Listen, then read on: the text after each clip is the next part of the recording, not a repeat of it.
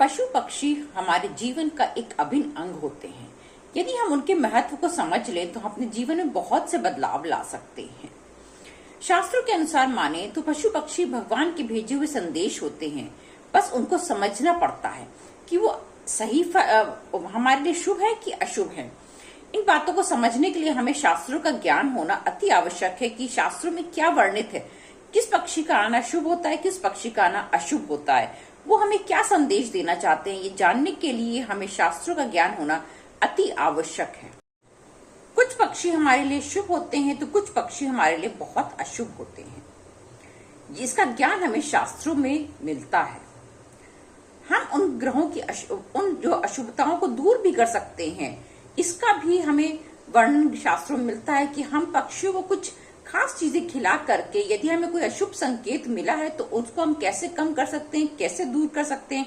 उन पक्षियों को कुछ खास चीजें खिला करके हम उन अशुभताओं को दूर भी कर सकते हैं, क्योंकि हर ग्रह के लिए एक विशेष भोजन होता है जो हम पक्षियों को खिला करके उन ग्रहों की अशुभताओं को दूर करके अपने लिए शुभ फल ला सकते हैं। आइए आज की वीडियो में हम यही जानेंगे कि किन पक्षियों का आना शुभ होता है और किन पक्षियों का आना अशुभ होता है, और हम पक्षियों को कौन सा दाना खिलाएं कि हमारे जो अशुभ फल देने वाले ग्रह हैं वो शुभ फल देने लग जाएं और हमारी अशुभता मिट जाए। नमस्कार दोस्तों, मैं अंजलि सक्सेना स्वागत करती हूँ आपका अपने चैनल पर।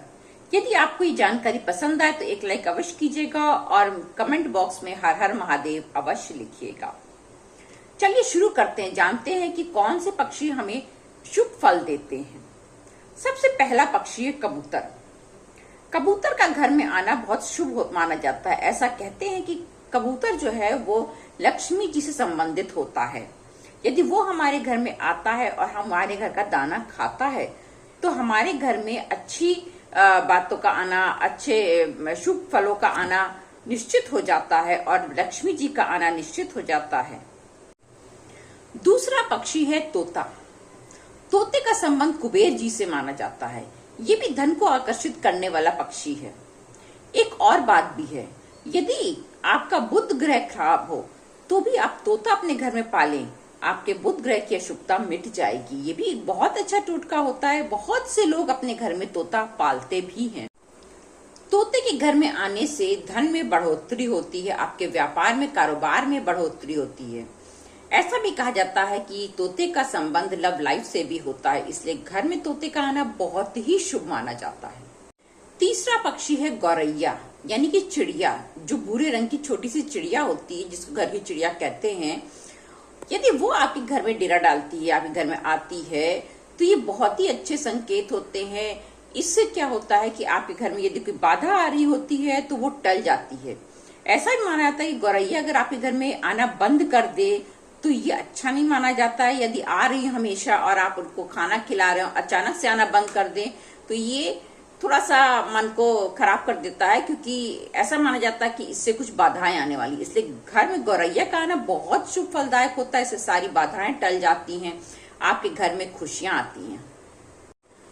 चौथा पक्षी है कौवा। कौवे का आना जो है वो ऐसा मानते हैं कि घर में जो है कौवा बोल रहा है तो मेहमान आने वाले हैं।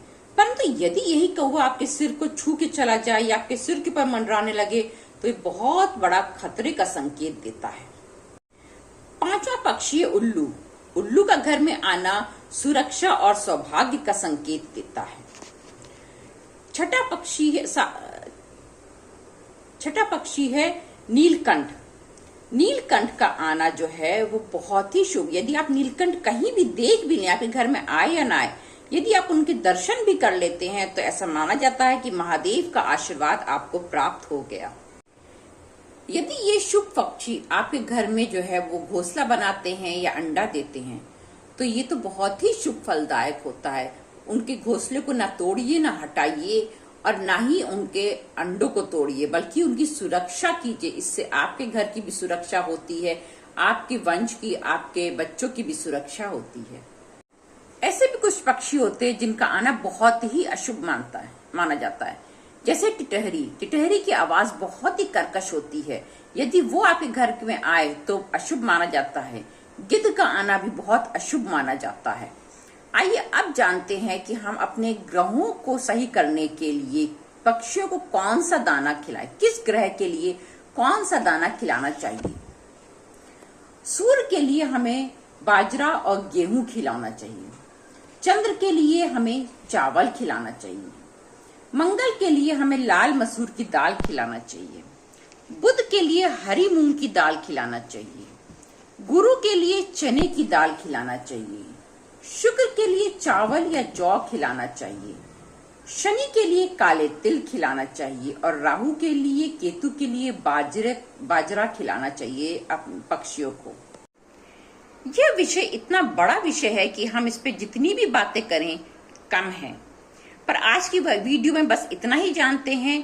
अगली वीडियो में मैं इसके बारे में और भी बताऊंगी। यदि आपको जानकारी पसंद आई हो तो एक लाइक अवश्य कीजिएगा, मेरे चैनल को सब्सक्राइब कीजिएगा और कमेंट में हर हर महादेव अवश्य लिखिएगा। जय महाकाल।